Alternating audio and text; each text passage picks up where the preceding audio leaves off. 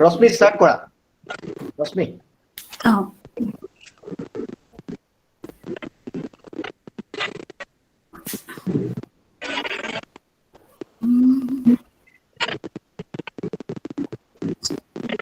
নমস্কাৰ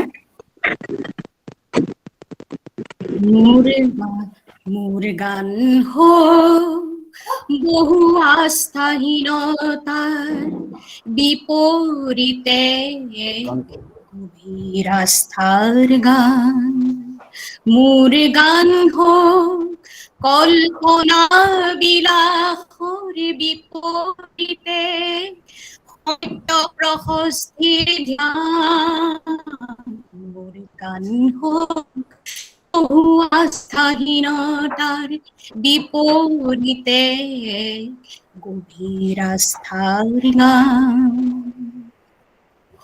এখেতেই সুধাকণ্ঠ ভূপেন হাজৰিকা যাৰ গীতত আছে গভীৰ আশাবাদ শান্তিৰ লক্ষ্য জনগণক এক কৰি উজ্জ্বল ভৱিষ্যত গঢ়াৰ স্বপ্ন আৰু বহুতো প্ৰতিতি আজি এই মহান ব্যক্তিজনৰে ৯৫ সংখ্যক পবিত্ৰ জন্মদিনত হেমপ্ৰভা বৰবৰা ছোৱালী মহাবিদ্যালয়ৰ সাংস্কৃতিক কোষ আৰু ছাত্ৰ একতা সভাৰ সহযোগত তেখেতৰ অনন্য সুন্দৰ গীতবোৰৰ মাজত খুন খাই থকা লোকজীৱন আৰু লোকসংস্কৃতিৰ সমলৰ বিষয়ে অনলাইন মাধ্যমেৰে বক্তৃতা প্ৰদান কৰিবলৈ আমন্ত্ৰণ কৰি আনিছোঁ স্বনাম ধন্য গণশিল্পী আমাৰ সকলোৰে শ্ৰদ্ধাৰ লোকনাথ গোস্বামীদেৱ ছাৰ আমাৰ মাজত উপস্থিত হৈছে ছাৰক প্ৰথমেই আমাৰ তৰফৰ পৰা প্ৰণাম জনাইছোঁ আৰু লগতে বিভিন্ন ঠাইৰ পৰা সংযোগ স্থাপন কৰি অংশগ্ৰহণ কৰা সকলোলৈকে মোৰ মান্যতা অনুসৰি শ্ৰদ্ধা জ্ঞাপন কৰিছোঁ আজি প্ৰথমেই মই আমাৰ মহাবিদ্যালয়ৰ অধ্যক্ষ মহোদয়ক এই সভাখনি উদ্বোধনী ভাষণ প্ৰদান কৰিবলৈ আহ্বান জনালোঁ ছাৰ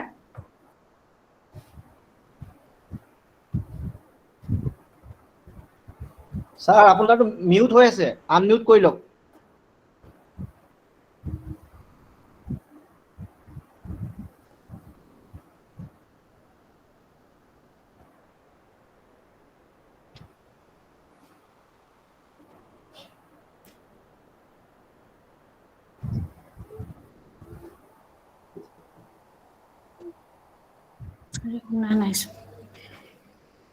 স্যাৰ এতিয়াও মিউট হৈ আছে আপনি এবাৰ উলাই ঘুমাই লওকচোন আকৌ এবাৰ মিউট হৈ আছে স্যাৰ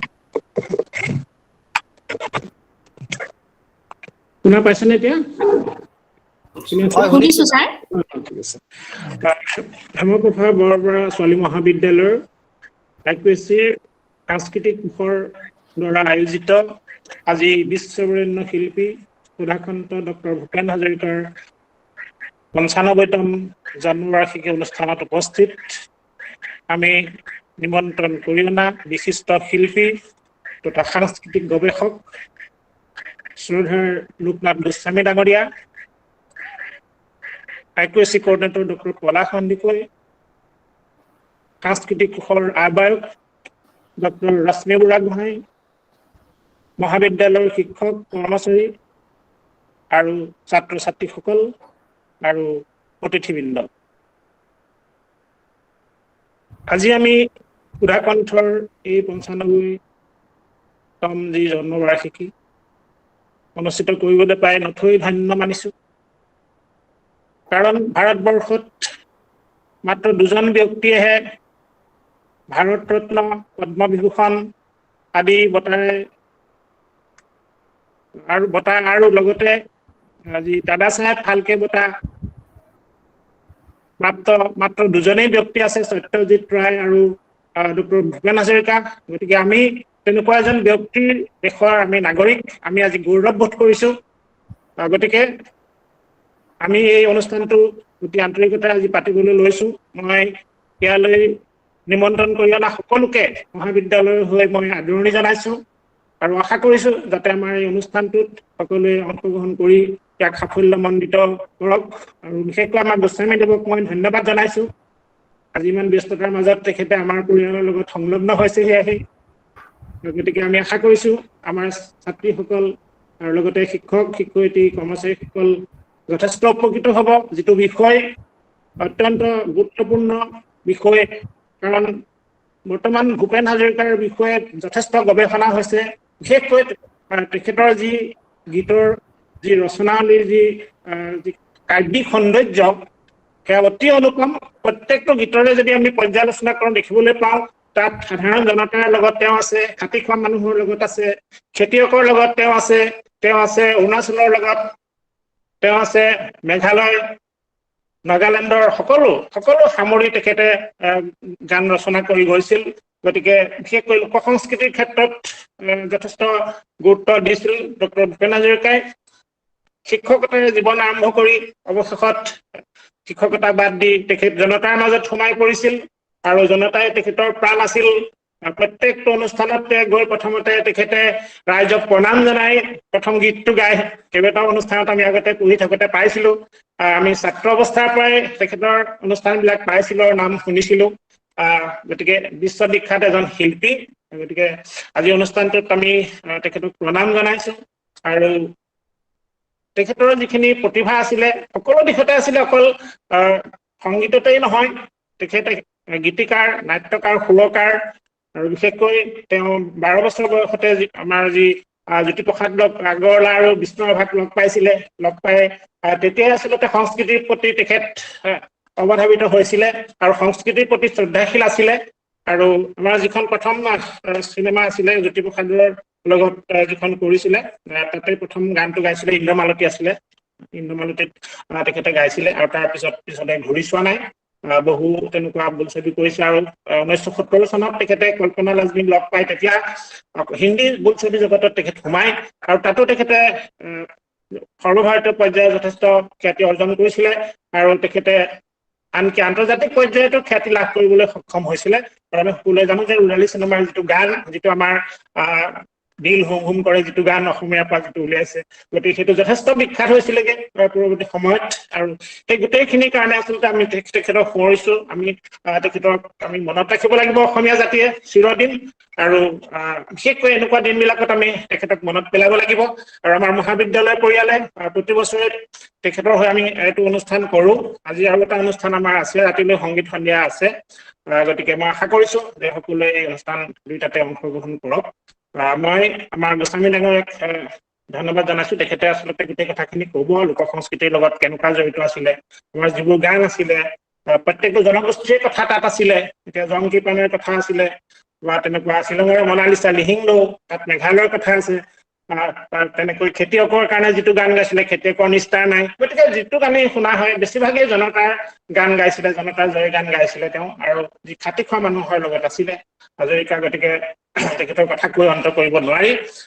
মই আৰু বিশেষ কথা নকওঁ। মই সময়ৰ প্ৰতি লক্ষ্য ৰাখি মই মোৰ বক্তব্য সামৰিবলৈ ওলাইছো। শেষত সকলোকে মই পুনৰ ধন্যবাদ আৰু কৃতজ্ঞতা জনাইছো। আৰু আজি এই অনুষ্ঠানটো সাৰ্থকতা কামনা কৰি মই মোৰ চমু বক্তব্য সামৰণি মাৰিছো। ধন্যবাদ। ধন্যবাদ ছাৰ। ইয়াৰ পাছতে মই আমাৰ অনুষ্ঠানটো যিহেতুকে আভ্যন্তৰীণ মান নিৰূপণ কোষৰ অধীনত থকাৰ বাবে সাংস্কৃতিক কোষৰ অধীনত আমি অনুষ্ঠিত কৰিছো। আৰু সেই মই আমাৰ আভ্যন্তৰীণ মান নিৰূপণ কোষৰ যিজন সমন্বয়ক পলাশ সন্দিকৈদেৱক মই আহ্বান জনালো। ধন্যবাদ। ধন্যবাদ ডক্টৰ ৰশ্মি বুঢ়াগোহাঁই। আজিৰ এই ৰাষ্ট্ৰীয় পৰ্যায়ৰ যি আলোচনা, অনলাইন আলোচনা সত্ৰত উপস্থিত থকা সন্মানীয় মহাবিদ্যালয়ৰ অধ্যক্ষ মহোদয়, আজিৰ এই অনুষ্ঠানৰ মূল সমল ব্যক্তি আমাৰ সকলোৰে শ্ৰদ্ধাৰ অসমৰ বিশিষ্ট লোক সংস্কৃতিৰ গৱেষক বিশিষ্ট শিল্পী সংগীতজ্ঞ শ্ৰদ্ধাৰ লোকনাথ গোস্বামী ছাৰ আমাৰ মাজত উপস্থিত থকা মহাবিদ্যালয়ৰ শিক্ষক শিক্ষয়িত্ৰী প্ৰমুখ্যে অসমৰ বিভিন্ন ঠাইৰ পৰা অনলাইন মাধ্যমে সংযোজিত হোৱা অংশগ্ৰহণকাৰীসকল মহাবিদ্যালয়ৰ ছাত্ৰ ছাত্ৰীসকল সকলোকে জয় জয়তে আজি ডক্টৰ ভূপেন হাজৰিকাদেৱৰ ৯৬ সংখ্যক জন্মদিনটিত মই IQAC কোঅৰ্ডিনেটৰ হিচাপে মহাবিদ্যালয়ৰ সকলোকে এই অনুষ্ঠানলৈ স্বাগতম জনাইছো আদৰণি জনাইছো আনুষ্ঠানিকভাৱে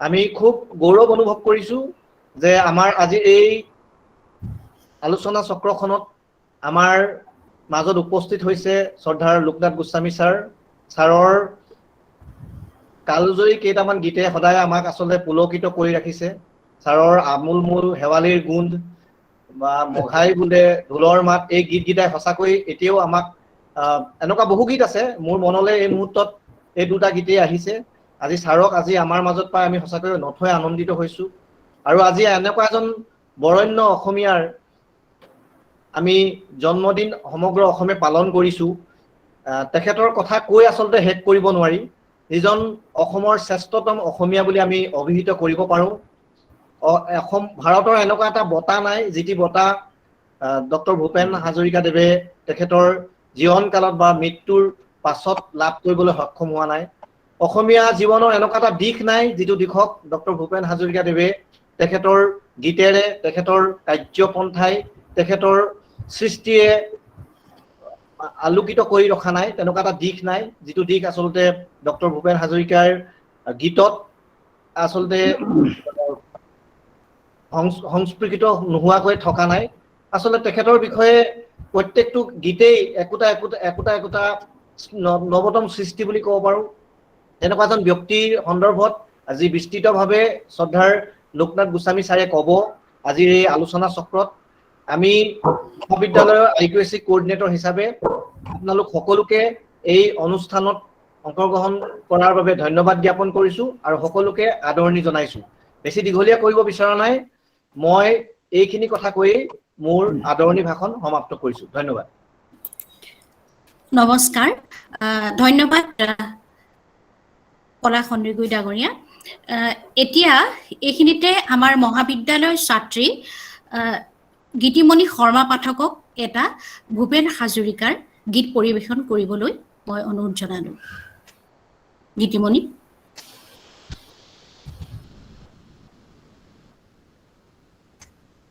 নমস্কাৰ আজি সুধাকণ্ঠ ডক্টৰ ভূপেন হাজৰিকাদেৱৰ জন্মদিনটিত তেখেতলৈ প্ৰণাম জনাই তেখেতৰ এটি কালজয়ী গীত গাবলৈ লৈছে তাত যদি কিবা ভুল ভ্ৰান্তি হয় ক্ষমা কৰিব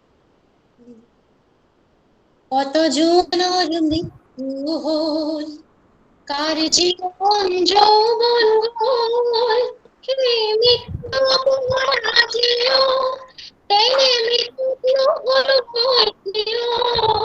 কত জোৱানৰ মৃত্যু হ'ল কাৰ জীৱন যৌৱন গ'ল সেই মৃত্যু আজিও তেনে মৃত্যু নহ'ল মই কিয় কত জোৱানৰ মৃত্যু হ'ল হেনো হিমালয় ভাৰতৰ প্ৰহৰী কাহানি শুনিছিলো কাহিনী পিছে মৃতক জোৱান সবে চিঞৰিছে লাগে চিৰ জাগ্ৰত এটি বাহিনী আজি কামেং কিমান দেখিলো দেখি শত্ৰুৰ বহুত চিনিলো আৰু মৃতক কত জোৱানলৈ মোৰ শ্ৰদ্ধাঞ্জলি যাচিলো কত জোৱানৰ মৃত্যু হ'ল কাৰ জীৱন যৌৱন গ'ল সেই মৃত্যু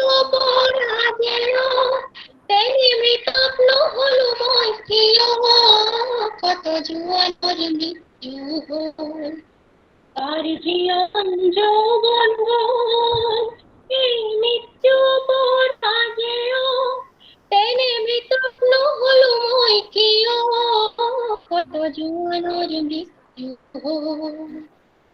নমস্কাৰ। ধন্যবাদ গীতিমণি, তোমাৰ উজ্জ্বল ভৱিষ্যত কামনা কৰিলোঁ। ইমান সুন্দৰ এটা গীত আমাক আজি এই পবিত্ৰ দিনটোত উপহাৰ দিয়াৰ বাবে।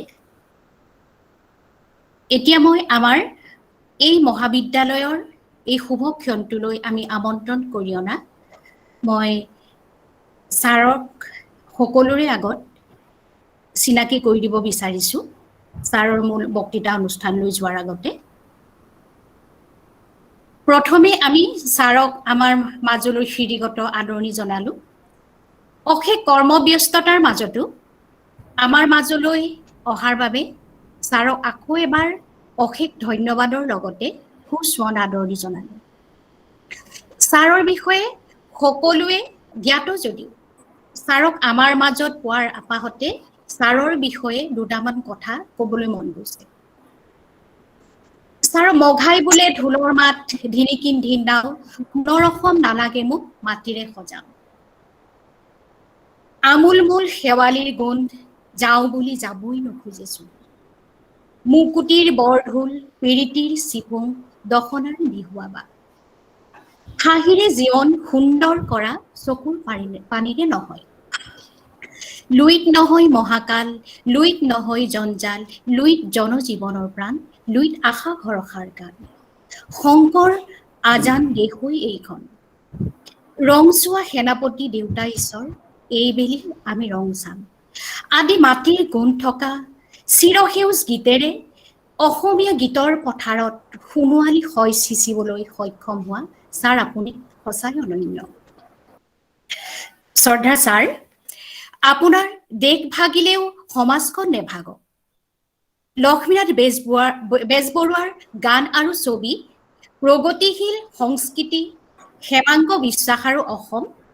লক্ষ্মীনাথ বেজবৰুৱাৰ গান আৰু ছবি, অসমীয়া লোকসংগীত সম্ভাৰ, অসমীয়া আধুনিক সংগীতৰ ইতিহাস, অসমীয়া আধুনিক সংগীতৰ ৰূপকাৰসকল, ভূপেন হাজৰিকা অনাহুত বিতৰ্কৰ পৰা সৃষ্টিশীলতাৰ আওতালৈ অসমীয়া আধুনিক গান সংগীতৰ উৎপত্তি আৰু ক্ৰমবিকাশ, বন্দিত ভূপেন দা, নিন্দিত ভূপেন হাজৰিকা আদি আপোনাৰ মসৃণ হাতৰ পৰশত প্ৰাণ পাই আপুৰুগীয়া সৃষ্টিয়ে অসমীয়া সাহিত্য সংস্কৃতিৰ ভঁৰাল সমৃদ্ধশালী কৰি তুলিছে। লগতে এই সৃষ্টিকৰ্ম ভৱিষ্যত উত্তৰসূৰীৰ বাবে প্ৰতীকী তথা আগবাঢ়ি যোৱাৰ সোপান হ'ব। শেষত ছাৰ, আপুনি সুপৰিচিত আৰু সুপ্ৰতিষ্ঠিত সংগীত শিল্পী নহয়, সুদক্ষ সাংস্কৃতিক সংগঠক তথা প্ৰগতিবাদী চিন্তানায়ক, অসমীয়াৰ সুযোগ্য সন্তান। ছাৰৰ এই যাত্ৰা অনন্ত সিন্ধুৰ দৰে বৈ থাকক, তাৰে কামনা কৰিলোঁ। এতিয়া ছাৰৰ ওচৰত আমি পোনপটীয়াভাৱে যাব খুজিছোঁ আৰু ছাৰক মই বক্তৃতা আগবঢ়াবলৈ অনুৰোধ জনাইছোঁ। ছাৰ, ধন্যবাদ। নমস্কাৰ। আটাইলৈ প্ৰীতি সম্ভাষণ জনাইছোঁ। প্ৰথমেই হেমপ্ৰভা বৰবৰা ছোৱালী মহাবিদ্যালয়ৰ উদ্যোগত আমাৰ আটাইৰ মৰম শ্ৰদ্ধাৰ ভূপেন দা, আমি ভূপেন দা বুলি সাধাৰণতে কওঁ, ডক্টৰ ভূপেন হাজৰিকাৰ আজিৰ এই জন্মদিনটো আনুষ্ঠানিকভাৱে ছাত্ৰ ছাত্ৰীসকল আৰু ইয়াৰ সৈতে জড়িত ছাৰ বাইদেউসকল আটাইৰে মিলি আজি এই অনুষ্ঠানটো আমি সুন্দৰকৈ আৰু অতি শ্ৰদ্ধাৰে উদযাপন কৰিবলৈ আমি গোট পিট খাইছোঁ। এই মহাবিদ্যালয়ৰ সাংস্কৃতিক কোষ আৰু ছাত্ৰ একতা সভা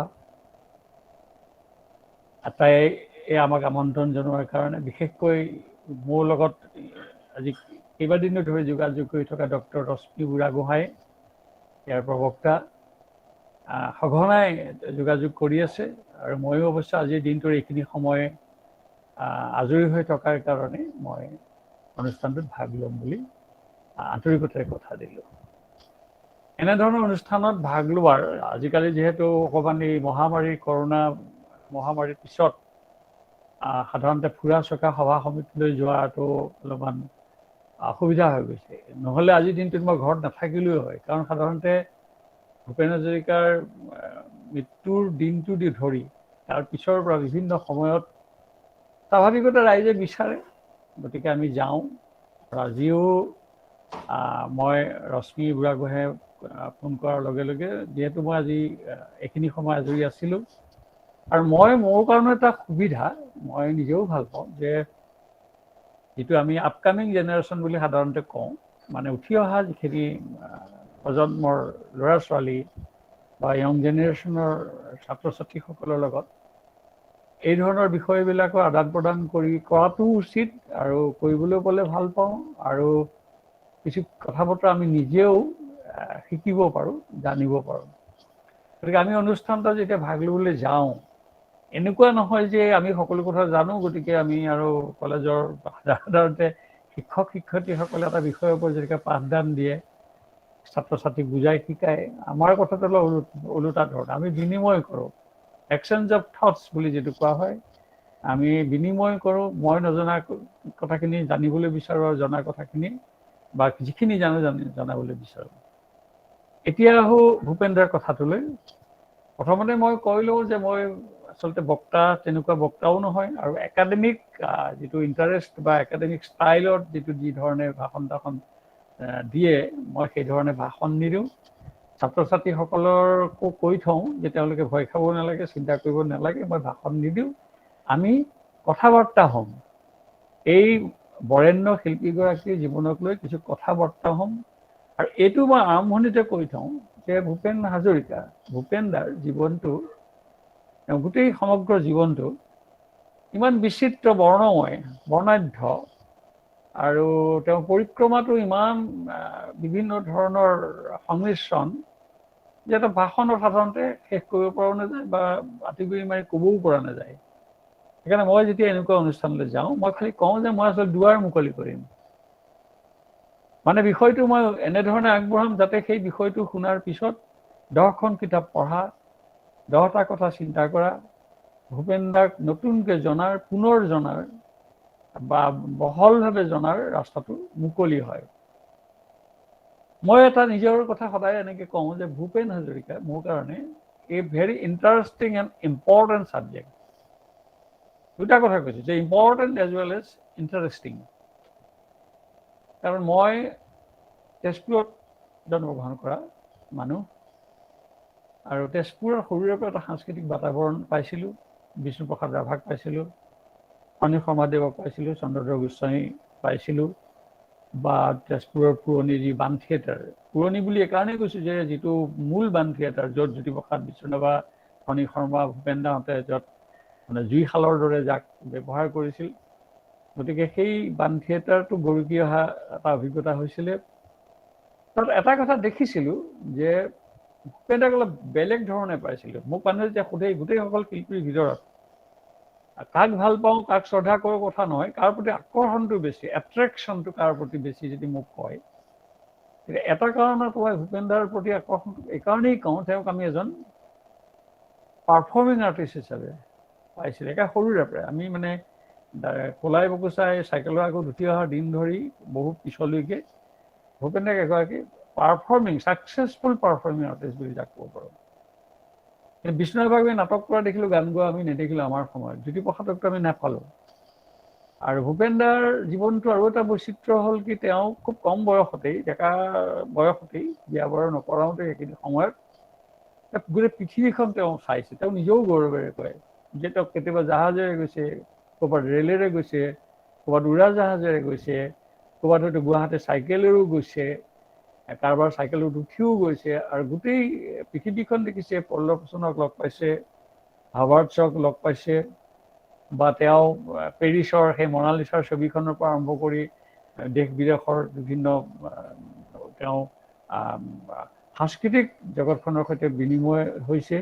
তাতোকৈ ডাঙৰ কথা হৈছে তেওঁ যেতিয়া কলম্বিয়া ইউনিভাৰ্চিটিৰ পৰা ডক্টৰেট লৈ ঘূৰি আহিলে অসমলৈ, তেতিয়া সকলোৱে ভাবিছিলে ভূপেন দাই চুট টাই মাৰি আহিব, আৰু ভূপেন দা হাকিমৰ ল'ৰা হাকিম হ'ব। আৰু ভূপেন দা তেতিয়াতো গুৱাহাটী বিশ্ববিদ্যালয়ৰ তেওঁ অধ্যাপকৰ পদত তেওঁ অংশগ্ৰহণ কৰিছে। গতিকে এগৰাকী অতি গৱেষক পণ্ডিত ভূপেন দাক পাম। কিন্তু সেইজন ভূপেন হাজৰিকাই সাধাৰণভাৱে পায়জামা কুৰ্তা আৰু চেণ্ডেল চুচুৰাই এৰাবাটৰ সুৰ বুটলিবলৈ আৰম্ভ কৰিছিল। সেইকাৰণে ভূপেন দাৰ মই কৈছোঁ যে মোৰ কাৰণে আকৰ্ষণটো হ'ল যে মষ্ট ইম্পৰ্টেণ্ট এইকাৰণে যে ইমানখিনি ডিগ্ৰী বেনাৰস ইউনিভাৰ্চিটিৰ পৰা মাষ্টাৰ ডিগ্ৰী কৰিলে, স্নাতকোত্তৰ ডিগ্ৰী। তেওঁ এখন সৰু জীৱনী মই কৰিছিলোঁ। এতিয়ালৈকে মই 5খন কিতাপ কৰিছোঁ ভূপেন দাৰ ওপৰত। মই মূল বিষয়টোলৈ যাম, মই পাতনি কৰি লৈছোঁ যে জীৱনীখন যেতিয়া ভূপেন দাৰ এইটো ইনফৰমেশ্যন ফৰ ইনফৰমেশ্যন যে ভূপেন দাৰ জীৱনী নাই, ভূপেন দাৰ আত্মজীৱনীও নাই। ভূপেন দাৰ সম্পৰ্কত যিবিলাক জীৱনীমূলক কিতাপ পত্ৰ ওলাইছে সেইবিলাক অনুলিখিত বুলি কোৱা হয়। অনুলিখিত হ'ল ভূপেন দাই কৈ যায় আৰু লিখি যায়। যিহেতু কৈ যোৱা আৰু লিখি যোৱা বুৰঞ্জীত কি হয়, তাত আসোঁৱাহ থাকি যোৱা, ত্ৰুটি বিচ্যুতি থাকি যোৱাৰ সম্ভাৱনা আটাইতকৈ বেছি। সেইকাৰণে কেতিয়াবা এনেকুৱা হৈছে 10 বছৰ আগত কোৱা কথা এটা 10 বছৰৰ পিছতহে তেওঁ স্মৃতিয়ে কাম কৰা নাই, পাহৰি গৈছে। গতিকে আত্মজীৱনী নাই, জীৱনী নাই। ভূপেন দাৰ ওপৰত এখন সৰু জীৱনী কৰিবলৈ গৈ মোৰ জীৱনৰ অভিজ্ঞতা হৈছিলে। আৰু জীৱনীখন তেওঁ পাণ্ডুলিপিটো নিজে চাই দিছিলে মোক। চোৱাৰ ক্ষেত্ৰত তেওঁ কৈছিলে যে মই যেতিয়া বেনাৰসৰ পৰা মই মাষ্টাৰ ডিগ্ৰী লৈ ডক্টৰেটৰ কাৰণে মই কলম্বিয়া ইউনিভাৰ্চিটি আমেৰিকালৈ গ'লোঁ, এইটো মোৰ এটা সংকল্প। সেইটো এটা ইম্পৰ্টেণ্ট কথা, দৰকাৰী কথা যে মানুহক এটা ডিটাৰমিনেশ্যন বা এটা সংকল্প লাগে, এটা শপত লাগে যে মই এই কামটো মই কৰিম, যিমান ধুমুহা বতাহ বৰষুণ নাহক কৰিম।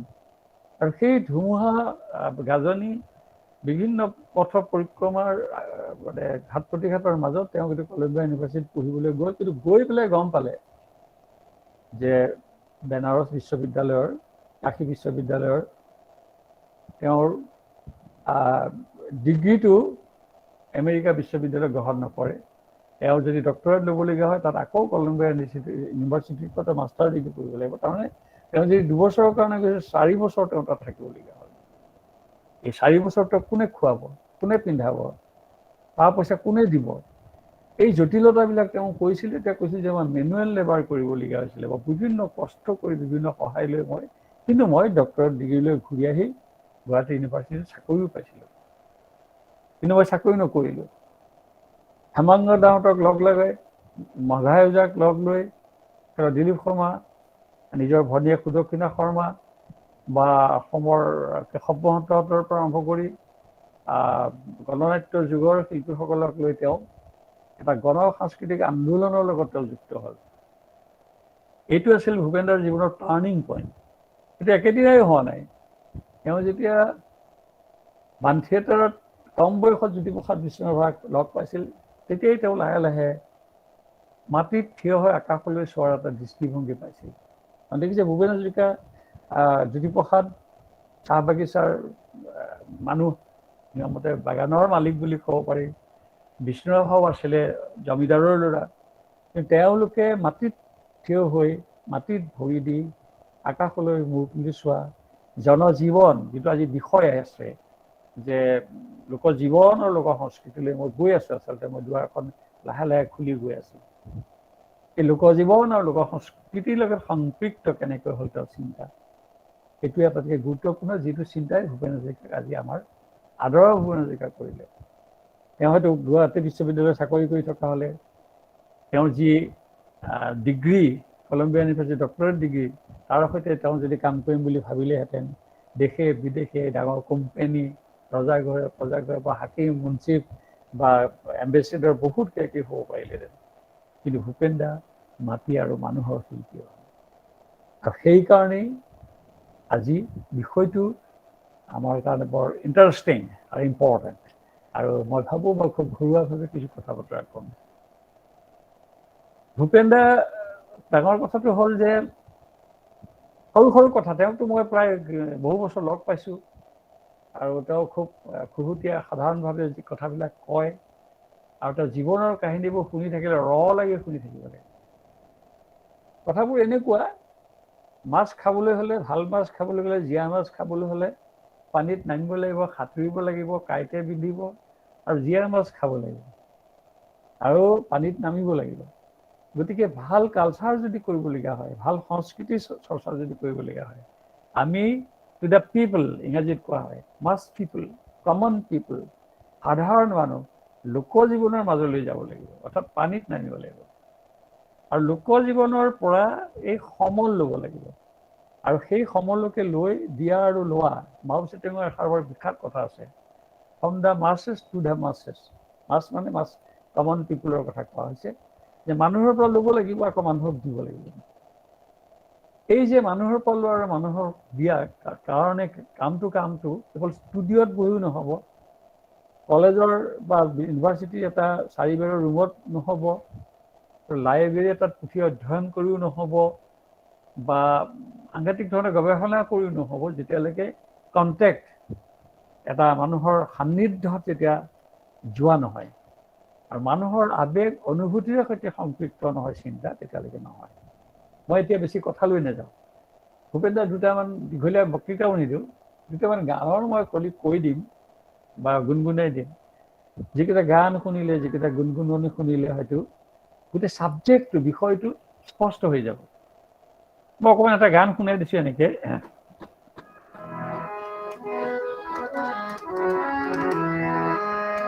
শুৱনিকৈ অসমীৰে একতাৰে সূতাবোৰে মহুৰাতে ললেহি পাৰ,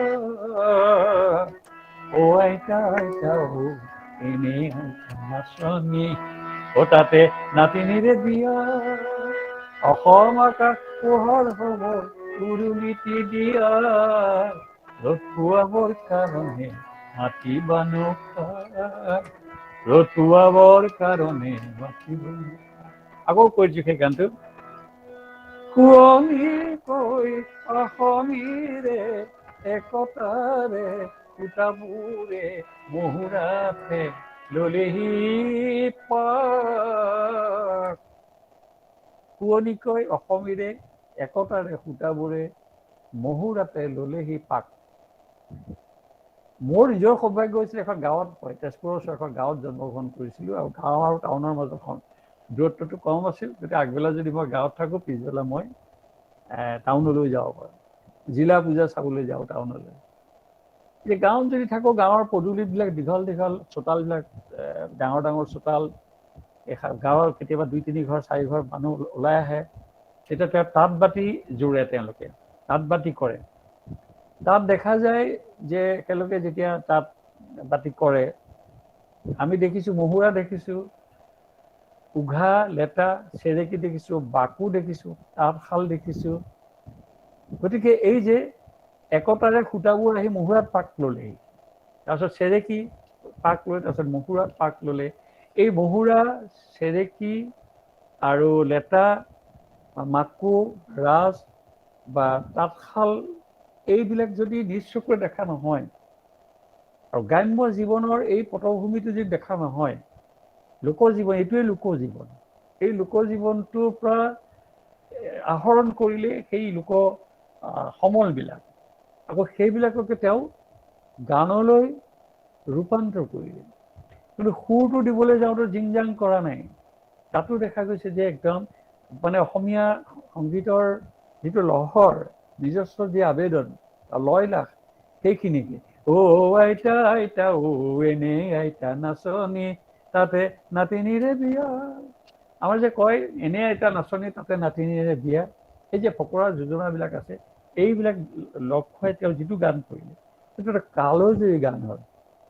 ভূপেন হাজৰিকাৰ গ্ৰাম্য জীৱন, এই লোকজীৱন আৰু লোক সংস্কৃতিৰ এই গোটেই পৃথিৱীখনৰ লগত যদি তেওঁ যুক্ত নহ'লহেঁতেন, আজি যিটো বিষয় যে লোকজীৱন আৰু লোক সংস্কৃতি, ফকল'ৰ বা কমন মানুহ, সাধাৰণ মানুহ, সেই এটা হ'ল যে লোকজীৱনৰ লগত লোক সংস্কৃতিৰ ইটো মুদ্ৰাৰ ইপিঠি সিপিঠি, আৰু সেইটো যেতিয়া কাষ চপা যায়, তেতিয়াহে তাক হজম কৰিব পৰা যায়, সেই এটা গান পাগত উঠে। সেই একেধৰণে আৰু এটা গান অকণ মই গুণগুণাই দিছোঁ। এন্ধাৰ কাটিৰ নিশাতে এখন নৈৰ পাৰতে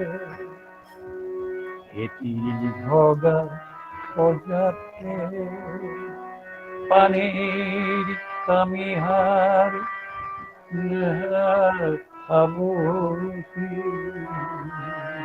হঠাৎ হৈছিল পোনাটিয়ে পানীৰ কামিহাৰ দুহাতে সাৱটি তাইৰ সন্তানে ফেকুৱে আই ভোক লাগিছে আই ভাত আই পিয়া লাগিছে আই গাখীৰ আই ডিঙি মোৰ শুকায়ে যায় এন্ধাৰ কাটিৰ নিশাতে এখন নৈৰ পাৰতে এটি ভগা প্ৰজাতে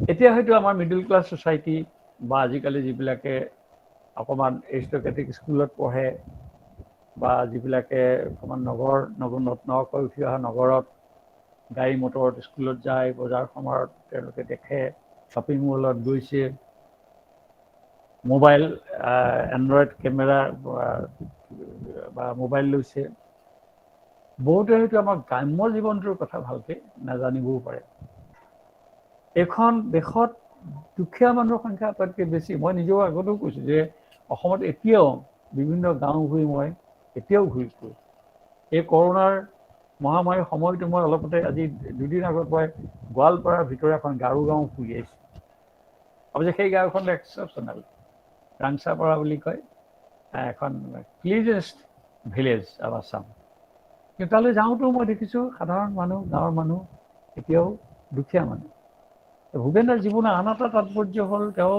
মানুহৰ প্ৰতি দৃষ্টিভংগী তেওঁ হাকিমৰ ল'ৰা আমেৰিকাত পঢ়ি আহিছে ইউনিভাৰ্চিটিত চাকৰি কৰিছে তেওঁ তেতিয়াৰ দিনতে কেনেকুৱা গাড়ী গুড়া ঘৰ দুৱাৰ লৈ চাকৰি বাকৰি কৰি জীৱনটো মৌজ কৰিব পাৰিলে খাই বৈ কিন্তু ভূপেন্দ্ৰই দেখিছে অজস্ৰ পানী গাঁওভূঞিত আছে অজস্ৰ গাঁওভূঞে ভগা ঘৰ আছে পানীৰ কামিহাৰ আৰু পোনাটি এটুপি পানীৰ কাৰণে হাহাকাৰ কৰিছে এইটো এটা ফোক বা লোকজীৱন আৰু লোক সংস্কৃতি ভূপেন্দ্ৰই সেই লোকজীৱনটো দেখিছে দেখাৰ কাৰণে তেওঁ হৃদয়ত এই চিন্তাবোৰ মানে কি বুলি কয় এটা তুমৰলি উঠে চিন্তাৰ তুমৰলি সেই গানটো তেওঁ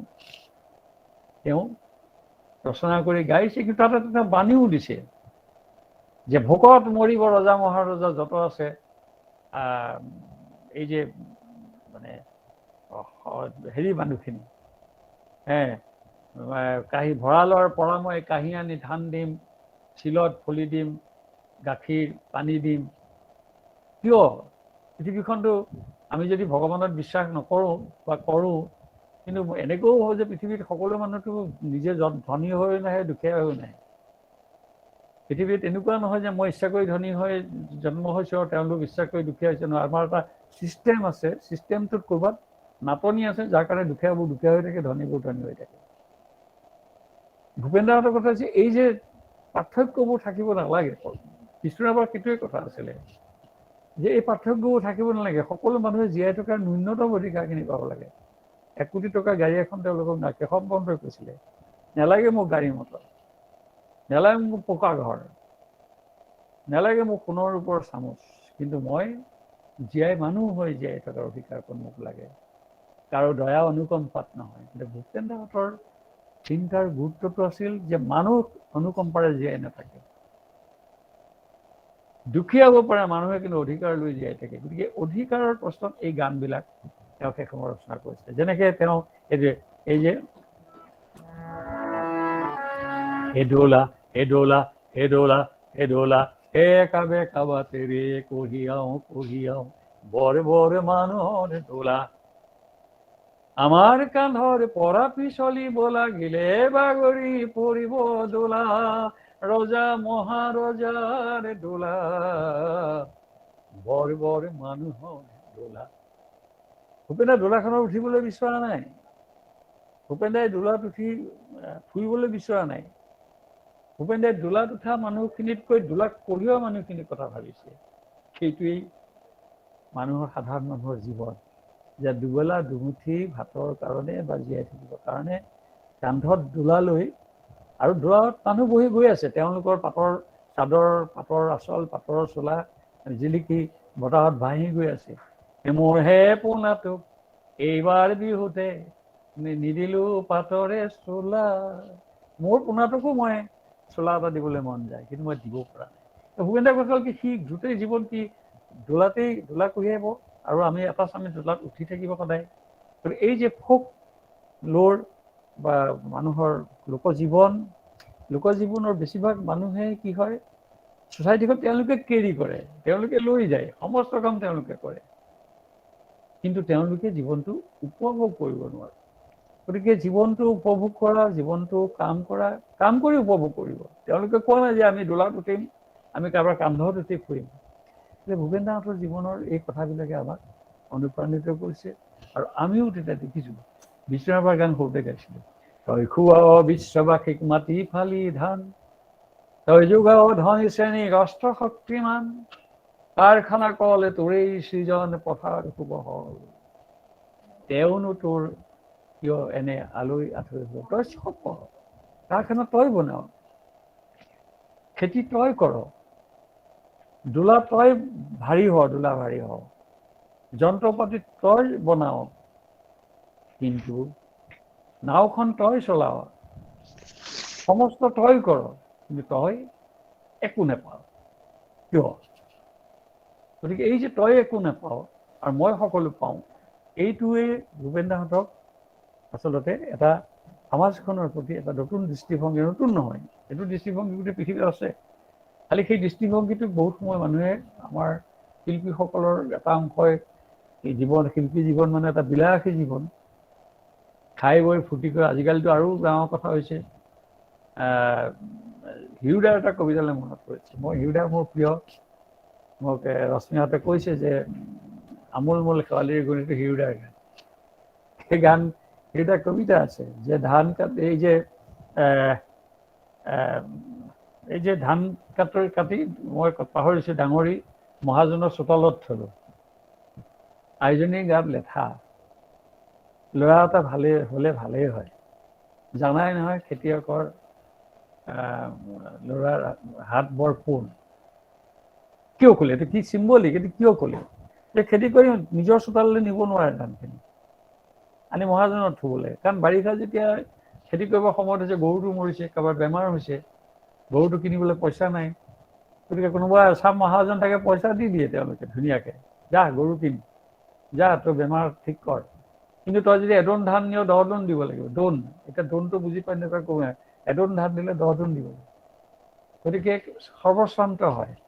গতিকে এই যে ভূপেন দাই গানটোত কৈছে নহয়, ধাননি দৌৰিনো দিন নলওঁ উদুলি দেৱাৰী, মহাজনৰ নিঠুৰ বুদ্ধি অমুকে লৈ বাৰী, ধাননি দেউৰিনো নলওঁ উদুলি দেৱাৰী, মহাজনৰ নিঠুৰ বুদ্ধি অমুকে লৈ বাৰী, বহুতো যে ঘাম পৰালো, তেজো বুকুৰ বহু দিলো, কাশীখন খান্দিলো, সাহস ভৰি পৰে, মেঘে গিৰি পৰে, আহিৰি মেঘে পৰে, কাশীখনত খান্দিলো, সাহস ভৰি পৰে, আৰু ধান নিদিওঁ। ধান নিদিব নেকি? সদায় নিদিওঁ, ধানটো কেৱল লোকক দিবৰ কাৰণে মই খেতি নকৰোঁ, নিজে খেতি কৰিম। কাশীখনৰ খান দিছো, মানে কি চকুটো বহাইছো, ঋণো নলওঁ, নিজৰ ভৰিৰ ওপৰত থিয় হওঁ, এজন খেতিয়কৰ প্ৰতিজ্ঞা। কিন্তু প্ৰতিজ্ঞাটো ভূপেন দাই লৈছে। ভূপেন দাই খেতিয়ক নহয়, ভূপেন দাই হাল বাবলৈ নাযায়। ভূপেন দাই নাঙল চুই পাইছে নে নাজানো, কাশীখন চুইছে নে ক'ব নোৱাৰো, পথাৰত ধান দাবলৈ ভূপেন দাই গৈছে নে নাজানো, কিন্তু ভূপেন দাই ডাঙৰ কথা হ'ল সমাজখন জানে, সমাজখন দেখিছে। আৰু ভূপেন দাৰ কথা আছিল কমিটেড আৰ্টিষ্ট। এজন শিল্পীৰ দায়িত্বই হ'ল আমাৰ চৌপাশৰ সমাজখনক কি ধৰণে, মই যিখন সমাজত আছো, এই সমাজখনৰ পৰাই মই খাইছো, পিন্ধিছো, মই যে পঢ়িবলৈ গৈছোঁ এনেকুৱা নহয় যে দেউতাৰ পইচা কেইটা লৈ গৈছোঁ। এজন ডাক্তৰ হৈছে, এজন অভিযন্তা হৈছে, ন অধ্যাপক হৈছে। বহুতে ভাবে যে মোৰ ল'ৰাক মই টকা পইচা দি পঢ়াই আনিছোঁ। ন, নেভাৰ। এখন কলেজ প্ৰতিষ্ঠা কৰা, এখন মেডিকেল কলেজ প্ৰতিষ্ঠা কৰা, ইঞ্জিনিয়াৰিং কলেজ প্ৰতিষ্ঠা কৰা, তাত শিক্ষক নিযুক্তি দিয়া, তাত গোটেই ইনফ্ৰাষ্ট্ৰাকচাৰ বনোৱা, এই চৰকাৰৰ ধন। আকৌ চৰকাৰৰ ধন ক'ৰ পৰা হৈছে? আমাৰ এই টোল গেটৰ পৰা, আমাৰ দলং গেটৰ পৰা, ৰাইজৰ পৰা, মাটিৰ খাজানাৰ পৰা পইচা লৈ কৰিছে চব। কাৰণ সেই আমাৰ ধন। গতিকে আমাৰ ধনেৰেই আমাক তেওঁলোকে শোষণ কৰিব আৰু আমি একো নাপাম। গতিকে সেইকাৰণে কৈছে যে এই যে ধান নিদিওঁ, ঋণ নলওঁ, এই সমস্ত কথাবিলাক কৰিবৰ কাৰণে আমি যিটো ছিষ্টেম কৰিব লাগিব, এই ছিষ্টেমটোত যাতে আমি অকণ বেলেঞ্চ, যিটো সন্তুলন, সমাজৰ সন্তুলনটো ৰক্ষা কৰিব পাৰোঁ, সেই এটা কথা। দ্বিতীয় কথাটো হৈছে, মই এইখিনি এটা উদাহৰণ দিম মোৰ জীৱনত বুজিবৰ কাৰণে। যিহেতু ছাত্ৰ ছাত্ৰীসকলে ইয়াত ভাগ লৈছে, শিক্ষক সকলো আছে, আৰম্ভণিতে কৈছে যে মই দুৱাৰ মুকলি কৰিম, মই একেবাৰে গৱেষণা কৰি আহি কিবা ঢালি দিম, তেনেকুৱা নহয়। মই নিজেও ইমানখিনি বস্তু মই দুৱাৰ মুকলি এইকাৰণেই কৰিম, ভূপেন দাক লৈ মই দেখিছোঁ ভাল পোৱা মানুহ অসংখ্য, ভূপেন দাই গান গোৱা মানুহ অসংখ্য, ভূপেন দাৰ ৰাস্তাই ঘাটে অজস্ৰ ভূপেন দাৰ মূৰ্তি, ক'ৰবাত বিকৃত মূৰ্তি, ক'ৰবাত দেখিলে বেয়া লগা মূৰ্তি, আৰু কেৱল মূৰ্তি। আমাৰ দেখিছোঁ, আমাৰ দেশত এই মূৰ্তি কালচাৰটো খুব বেছি। মই অলপতে চীনলৈ গৈছিলোঁ। চীনত মই দুখন আটাইতকৈ মানে ৰিচ, মানে সমৃদ্ধ নগৰ, বেইজিং আৰু চাংহাই ফুৰিছোঁ। মানুহগৰাকী, আমি দুটা মানুহ গৈছিলোঁ, ৱাইফ এণ্ড হাজবেণ্ড। তাত এতিয়া কৈ দিওঁ, ছাত্ৰ ছাত্ৰীসকলে জনা দৰকাৰ। বিশেষকৈ ইয়াত কোনো বেনাৰ নাই, কোনো হৰ্ডিং নাই, কোনো চাইনবোৰ্ড নাই, ৰাস্তাই ঘাটে কোনো মূৰ্তিও নাই, ডাষ্টবিনো নাই। মই সেইকাৰণে ফেচবুকত মই প্ৰায় 4-5খনকৈ ফটো দিওঁ। এখন ফটো কোনেও এখন চাইনবোৰ্ড বা এটুকুৰা প্লাষ্টিক তাত উলিয়াব নোৱাৰিব। অথচ আমাৰ ইয়াত ভূমি পূজন বুলি ক'লেও বেনাৰ, লাভলীনা আহিল বুলি ক'লেও মন্ত্ৰীৰ বেনাৰ। মন্ত্ৰীৰ বেনাৰ কিয় লাগে? লাভলীনাৰ ফটোখন দিয়ক, we respect her, she is respected, তেওঁ আমাৰ গৌৰৱ আনিছে। কিন্তু মন্ত্ৰীকেইটাই কি কৰিছে? মন্ত্ৰীকেইটাৰ বেনাৰ ৰাস্তাই ঘাটে, লাভলীনাৰ বেনাৰখন ইমানখন লৈছে, হেৰি ইমানখন দিছে। গতিকে এই যে এটা শ্ব'মেনশ্বিপ, আৰু গায়ক গায়িকাসকলৰো দেখা গৈছে যে 20,000-25,000 গান তেওঁলোকে গাওঁ বুলি কয়। এনে ভূপেন দাৰ মোৰ সৰু জীৱনীখন ভূপেন দাই ক'লে যে এখন মোৰ ঘৰতে নিজৰ পাৰ্ট উন্মোচন তুমি কৰিবা, মই থাকিম, নিজে থাকিম, মই নিজাতে কৰিম। তফজুল আলি ছাৰ, ভূপেন দাৰ গুৱাহাটী ইউনিভাৰ্চিটিৰ ফাৰ্ষ্ট বেষ্টৰ ফাৰ্ষ্ট ষ্টুডেণ্ট। মই আলি ছাৰক মাতিলোঁ, হেৰি কৰিবলৈ আহিলে ভূপেন দাৰ সন্মুখত। আলি ছাৰে উন্মোচন কৰিলে। ভূপেন দাই, মোৰ ছোৱালীয়ে ভূপেন দাৰ সন্মুখত গানটো গাইছিলে, ৰ'দ পোৱাবৰ কাৰণে মাতিব নাযায়। ছোৱালীয়ে মানে ভূপেন দাৰ দেখি পেলাই অকণমান মানে ইতস্ততও কৰিছে, গানটো গাই মাজতে অকণমান শব্দ পাহৰিছে। ভূপেন দাই গানটো ছোৱালীৰ লগত একেলগে গাই দিছে, খুব ইমোচনেল, আবেগিক, ভাল লগে গানটো। তেতিয়া ভূপেন দাক মই কৈছিলোঁ, ভূপেন দাই মাজে মাজে ভাবে যে মানুহে মোৰ পৰা মনত ৰাখিবনে, মোৰ গানবোৰ মানুহে গাবনে। কাৰণ এতিয়া জনপ্ৰিয়তাৰ শীৰ্ষত দেখিলে যে ভূপেন দাই কোন নম্বৰত থাকিব মই নাজানো, বহুত শিল্পী হয়তো 1 নম্বৰ 2 নম্বৰত আহিব। কিন্তু ভূপেন দাক এটা কথা কৈছিল, সংকট কালত, দুৰ্যোগ কালত মানুহে গান বিচাৰি পায় ভূপেন দাৰ পৰাহে। আজিকালি কতজনৰ মৃত্যু হ'ল আৰু কোনেও লিখিব পৰা নাই, নোৱাৰে লিখিব, অন্তত এতিয়ালৈকে পোৱা নাই। মানুহে মানুহৰ বাবে ধৰে এটা গান আজিলৈকে কোনেও লিখিব পৰা নাই। বানপানী হৈছে, দুৰ্যোগ হৈছে মানুহৰ, সেই দুৰ্যোগৰ লৈ মানুহৰ চকুৰ পানী মচিব পৰা, মানুহৰ হৃদয়ক সান্তনা দিব পৰা গান নাই। কিন্তু পিয়নি সুৰসুৰণি উঠোৱা গান দেই। সেইকাৰণে দেখা যায় এজন গানে সুধিল তুমি কিমান গান গালা? 25,000 গান গালো। যেতিয়া বানপানীৰ সময়ত, দুৰ্যোগৰ সময়ত আহে, তেতিয়া মানুহে মানুহৰ তোমাৰ গান এটা গোৱাহে, এই দাদা মোৰ গান এনেকুৱা গান নাই নহয়। সেইটো এটা ফাংচনত কিমান পইচা লোৱা? বোলে 6 লাখ 7 লাখ টকা। এই নাটনিটো, দাৰিদ্ৰটো ক'ত আছে? আজি মানুহে বাহিৰে গান, তেনেকুৱা গান নাইতো। গোটেই পৃথিৱীখনক সামৰি ল'ব পৰা এটা মানৱীয় প্ৰমূল্যৰ গান, এনেকুৱা এটা ৰিচ গান, সমৃদ্ধ গান দ্বিতীয় এটা নাই। তেনেকে আহা ওলাই সজাগ জনতা বুলি কোৱাৰ লগে লগে ভূপেন দাই গানটো গালে মানুহ উঠলি আহে। অসম আন্দোলনৰ সময়তো ভূপেন দাই গানকে গালে বেছিভাগ মানুহে। মহাবাহু ব্ৰহ্মপুত্ৰ, আজি ব্ৰহ্মপুত্ৰ হ'ল বহনীমান। কিন্তু অসম আন্দোলনত বহুত গান ওলাইছিল, কিন্তু গানবোৰ ক'ত গ'ল? ধান পতান হ'ল, ধানবোৰ পতান হ'ল, পতানবোৰ উৰি গ'ল। ভূপেন দাই প্ৰতিটো গানেই ধান, কাৰো উৰাই দিয়াৰ সাধ্য নাই।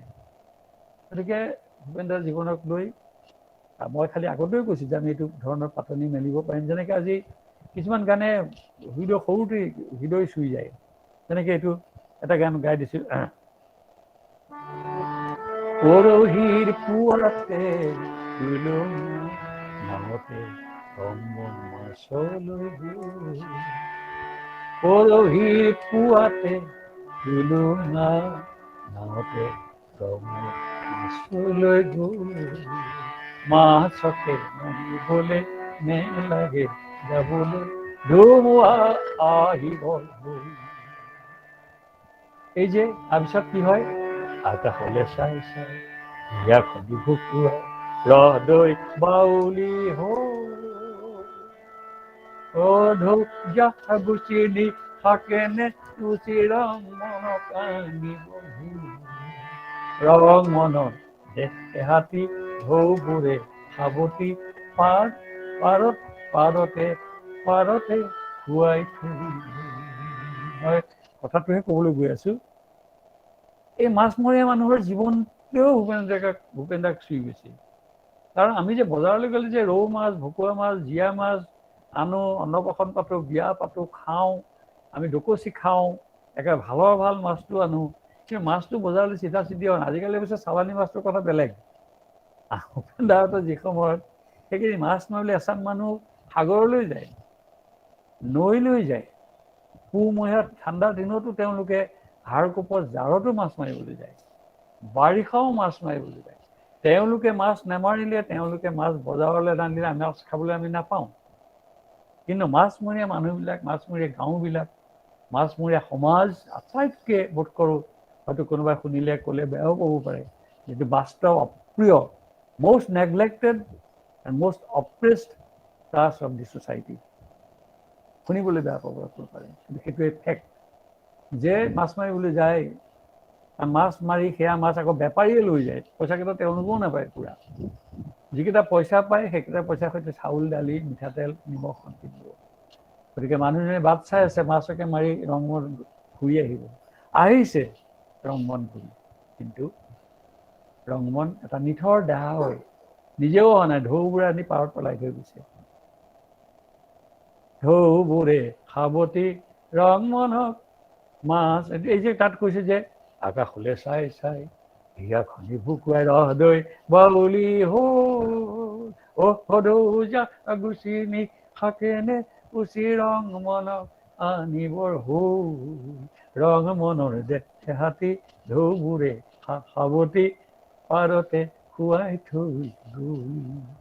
এই যে দৃশ্যটো, আমি আজি গানটো শুনিছো, গাইছো, কম্পিটিশ্যনত যোগদান কৰিছো, প্ৰথম পুৰস্কাৰ পাইছো, মা দেউতাহঁতে হয়তো লৈ গৈছে আমাক গাড়ীত তুলি, সাজে পোছাকে পুৰস্কাৰ আনিছো, আমি হোটেলত গৈ পাৰ্টি দিছো, ৰেষ্টুৰেণ্টত। কিন্তু গানটো সৃষ্টিৰ আঁৰত যিখিনি কথা বতৰা আছে, ভূপেন দাই এইটো গান কিয় লিখিলে?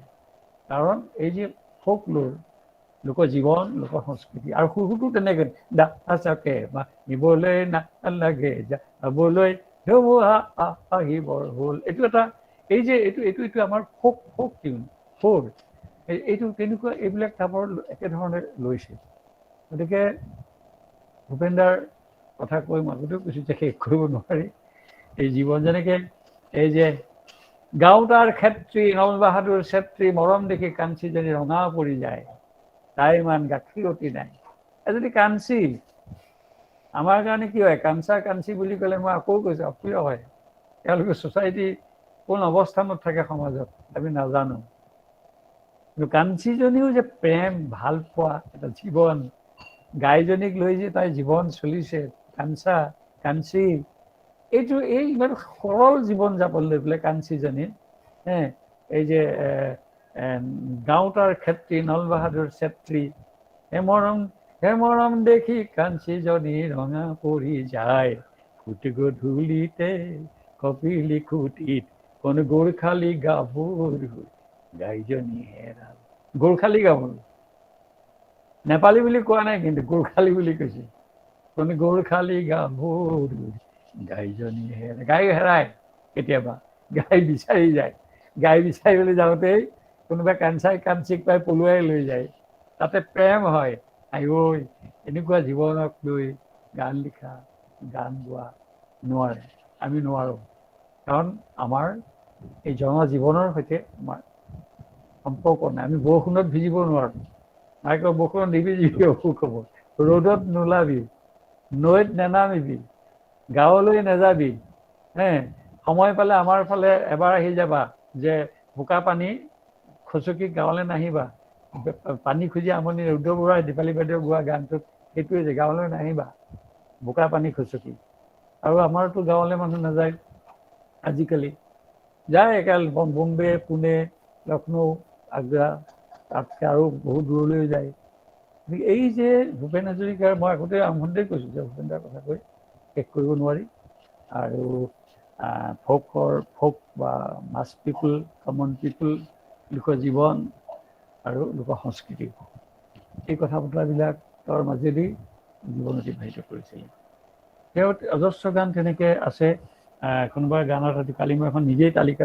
উলিয়াই চাইছিলোঁ এই যে আৰু এটা কথা এতিয়া ইতিহাস পঢ়াই কলেজৰ ছাৰ বাইদেউহঁতে আমি মই অৱশ্যে ইতিহাস নাছিল মই বিজ্ঞানৰ ছাত্ৰ আছিলোঁ কিন্তু মই এতিয়াও ইতিহাস পঢ়োঁ ভূপেন্দ্ৰই গানৰ সাংঘাতিকতা এটা কৈ দিছে মই যেতিয়া ষ্টুডেণ্টছ যিসকল আছে মই তেওঁলোকক বেছিয়ে কৈ আছোঁ ভূপেন্দ্ৰই কৈছে যে এটা গানত কৈছে যে অতীতৰ বুৰঞ্জী লিখকে লিখিছিল ৰজা মহাৰজাৰ কথা আজিৰ বুৰঞ্জী লিখকে লিখিছে মানুহৰ মুকুতিৰ কথা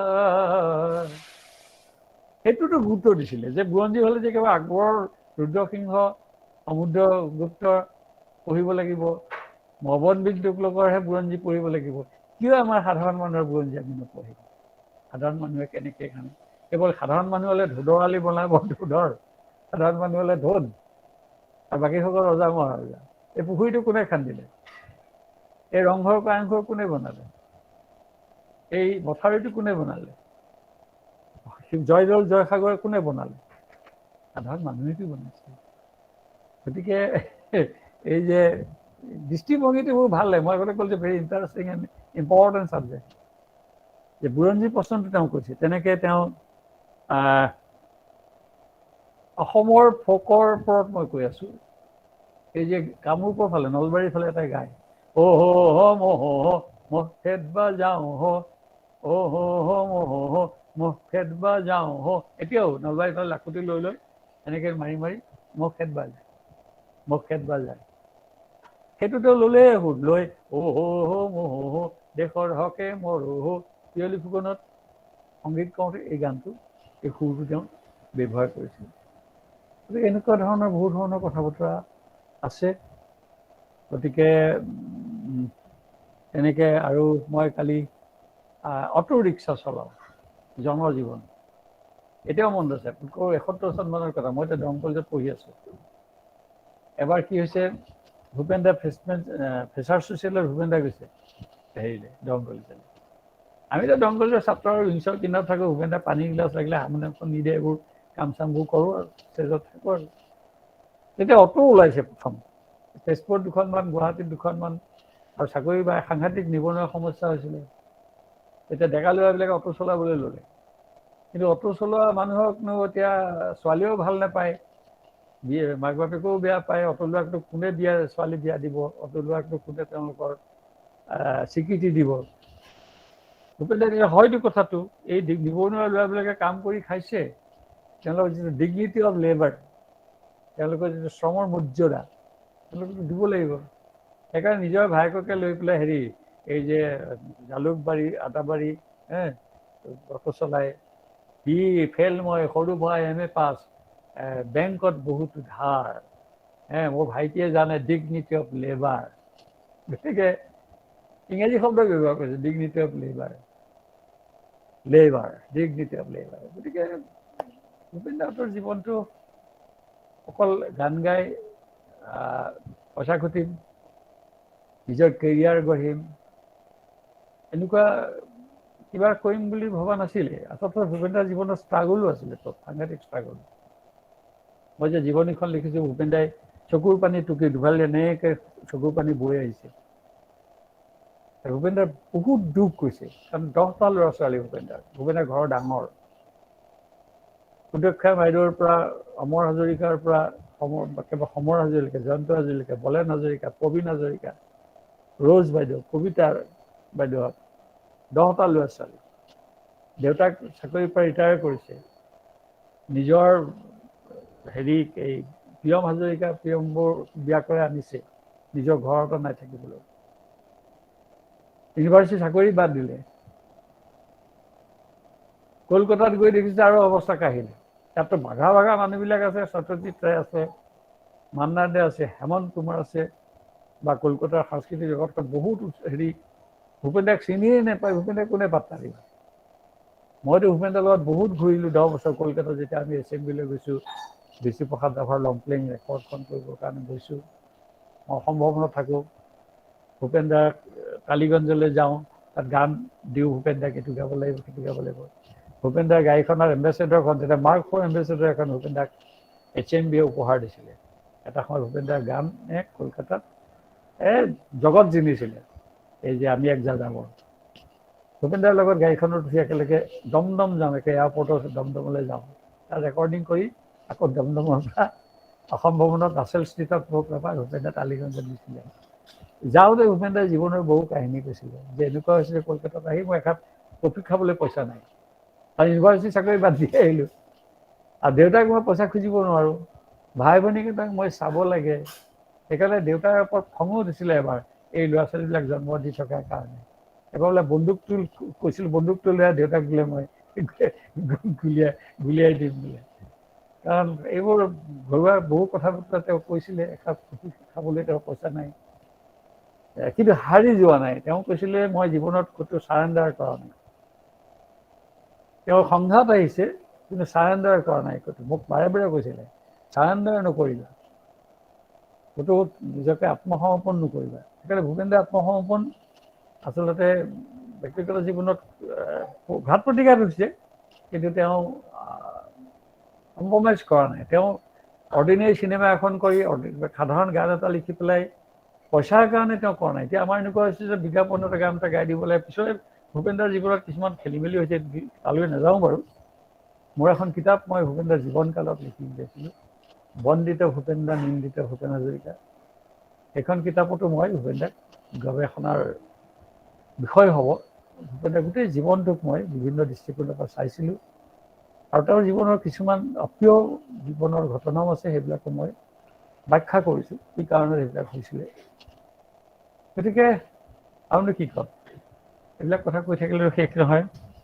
মাজতে মই সুধিব খুজিছোঁ, ৰশ্মি বুঢ়াগোহাঁই অকণমান কথা এক্সচেঞ্জ কৰোঁ নেকি? কিবা কথা কিমান দীঘল কথা কৈ থাকিলে মানে আমনি পাব নেকি ৰশ্মি? ছাৰ মই আছো ছাৰ। এতিয়া ৰ'বা, কথা কৈ থাকিলেতো দীঘলীয়া হৈ থাকিব আৰু মানুহে আমনি পাব নহয়। ছাৰ আমি মানে প্ৰশ্ন উত্তৰ এটা শিতান কৰিছিলো। কোনোবাই যদি মানে প্ৰশ্ন কৰিব বিচাৰে আপোনাক, সেইকণ সুবিধা আমি চাট বক্সত এটা মেছেজ এৰি দিছিলো। তেখেতলোকে নিশ্চয় চাইছে, তেতিয়া আপোনাৰো চাগে ভাল হ'ব কথাটো। কথাবিলাক ওলাইও আহিবলৈ ভাল হ'ব। আৰু তুমি অলপমান গাইড কৰা, যাতে মানে এনেকুৱা বৰি মানে আমনিদায়ক নহয়, বিৰক্তিকৰ নহয়। ছাৰ নাই হোৱা ছাৰ, ইমান সুন্দৰ আপুনি কৈছে, মানে মই নিজে মানে সোমাই মানে এনেকুৱা ডুব গৈছো, মানে সকলোৱে নিশ্চয় সেয়া উপকৃত হৈছে ছাৰ। হ'ব আহক, এক্সচেঞ্জ কৰোঁ। মই আগতে কৈছোঁ যে মোৰ বক্তৃতা নহয়, মইতো বক্তৃতা নিদিওঁ, আৰু মই স্পণ্টেনিয়াছলি মনলৈ অহা কথাবোৰ কৈ আছো। যদি 2-4টা প্ৰশ্ন আহে আহক, পাৰিলে দিম, নোৱাৰিলে নাই, নোৱাৰিলে চাৰেণ্ডাৰ কৰিম আৰু। নাই ছাৰ। এতিয়া মই আমাৰ ইয়াত উপস্থিত থকা সকলো ছাৰ অনুৰোধ মৰ্মে ছাৰক যদি কোনোবাই কিবা প্ৰশ্ন কৰিব বিচাৰিছে আপোনালোকে কৰিব পাৰে। মানে চাই চিতি কৰিব লাগিব দেই, যাতে মই উত্তৰ দিব পাৰোঁ। হয় হয়, মই তেতিয়াহ'লে ছাৰ মুকলি কৰি দিছোঁ প্ৰশ্ন উত্তৰ শিতানটো।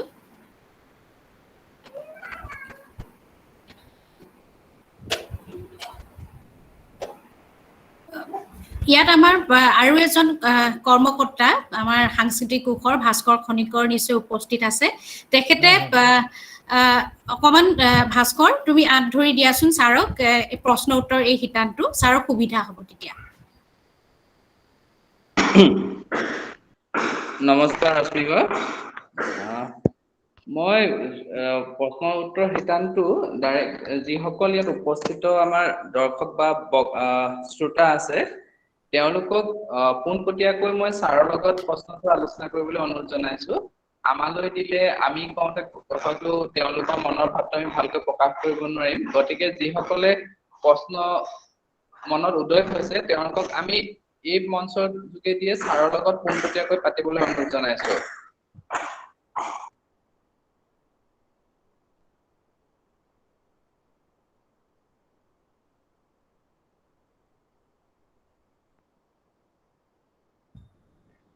কোনোবা আগ্ৰহী আছা? কোনোবা বহুতো আমি দেখিছো ইয়াত শ্ৰোতা আছে, মই তেওঁলোকক অনুৰোধ জনাইছো তোমালোকৰ মনত যদি কিবা খোকোজা আছে বা কিবা জানিবলৈ। নমস্কাৰ ছাৰ।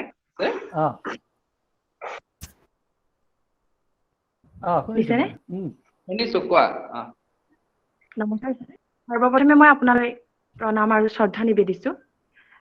আজি আপোনাক এনেদৰে লগ পাই সঁচাকৈ ছাৰ আমি বহুত আপ্লুত হৈছো। আজি এই অনুষ্ঠানটো আমি হেঁপাহেৰে ৰৈ আছিলো যে আপোনাক লগ পাম বুলি। ছাৰ আপোনাৰ বহুতখিনি কথা শুনিলো যেন শেষেই নহওক অনুষ্ঠানটো, তেনেকৈ অনুভৱ হৈছে ছাৰ। গতিকে শিতানলৈ আহিছো ছাৰ। যে মোৰ এটা আপোনালৈ প্ৰশ্ন আছিলে যে বৰ্তমান সময়ত আমাৰ নৱপ্ৰজন্মই বহুতেই পুৰণি সংগীতসমূহ এৰি নতুন সংগীত শুনে। তো গতিকে ছাৰ তাত আপোনাৰ মন্তব্য কি হ'ব আমাৰ নৱপ্ৰজন্মৰ বাবে? ছাৰ শুনিছেনে? শুনিছো দেই, 1 মিনিট ৰ'ব, মই কিবা এটা মাইনা গ'ল নেকি? এইটো বেটেৰী ল' বুলি দিছে, কিবা এটা চাওঁ।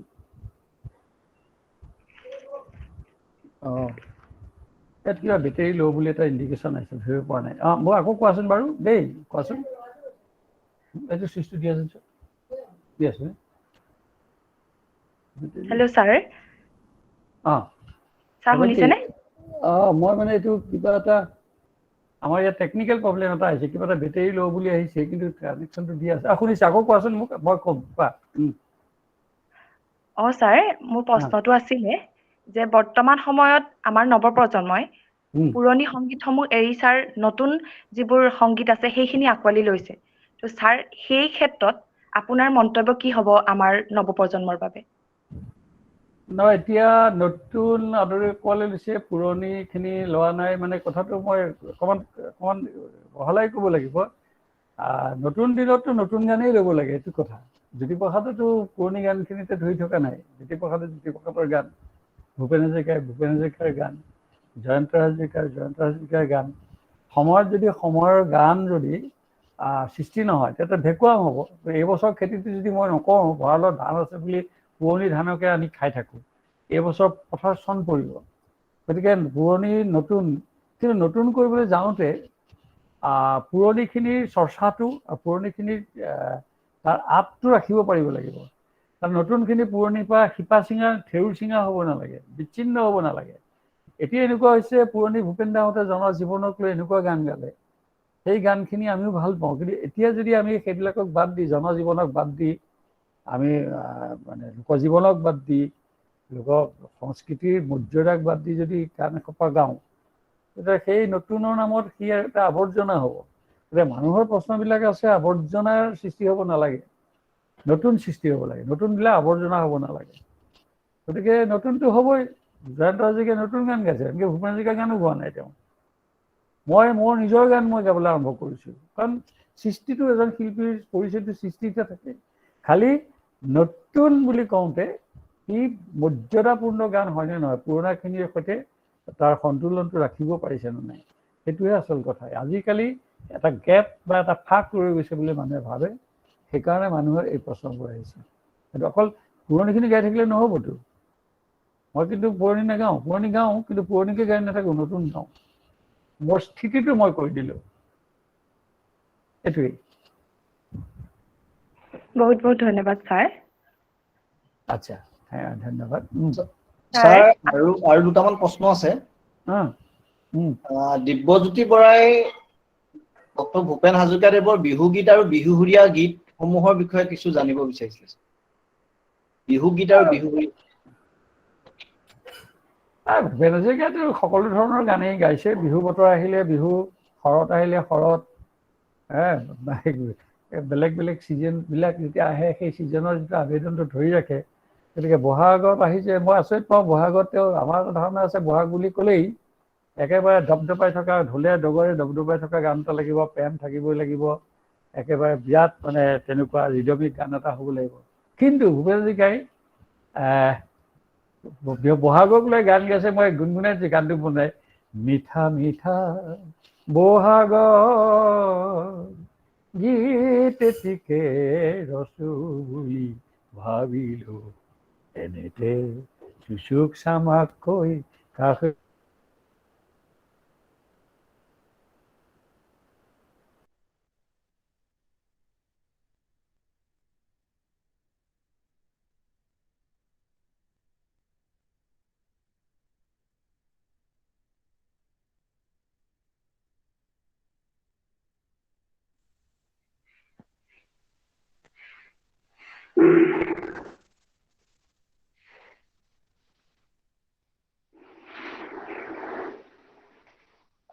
হয়তো ছাৰৰ লেপটপত চাৰ্জ শেষ হৈছে। ৰশ্মি বা, চাৰ্জটো শেষ হৈ গৈছে নি ছাৰৰ চাগে? এনেকুৱা হৈছে, আপুনি এবাৰ খবৰ লওকচোন ফোনত।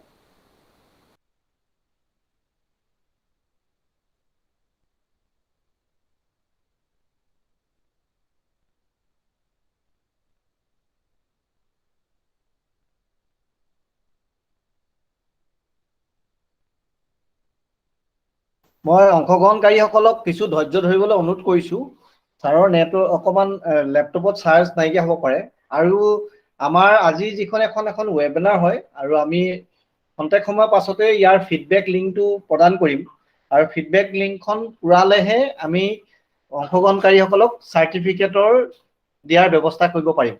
তো যিসকলে ফিডবেক লিংকটো ছাবমিট কৰিব তেওঁলোকেহে চাৰ্টিফিকেট পাবলৈ সক্ষম হ'ব। সেইকাৰণে মই অংশগ্ৰহণকাৰীসকলক এটা অনুৰোধ কৰিছোঁ যাতে আৰু কিছু সময়লৈকে তেওঁলোকে অপেক্ষা কৰে। আৰু ছাৰৰ যিহেতু নেটৱৰ্ক মানে তাত ছাৰৰ চাগে লেপটপৰ চাৰ্জটো শেষ হৈ যোৱাৰ কাৰণে এনেকুৱা এটা সমস্যা হৈছে। অতি সোনকালে ঠিক হ'ব আমি আশা কৰিছোঁ। আৰু অকণমান ধৈৰ্য ধৰিবলৈ অনুৰোধ কৰিছোঁ। আৰু কিছু সময়ৰ পিছত আমি ফিডবেক লিংকটো ইয়াত প্ৰদান কৰিম, আৰু ফিডবেক ফৰ্মখন পূৰাই দিয়াৰ পিছতেই তেওঁলোকৰ চাৰ্টিফিকেটবোৰ জেনেৰেট হ'ব। ধন্যবাদ।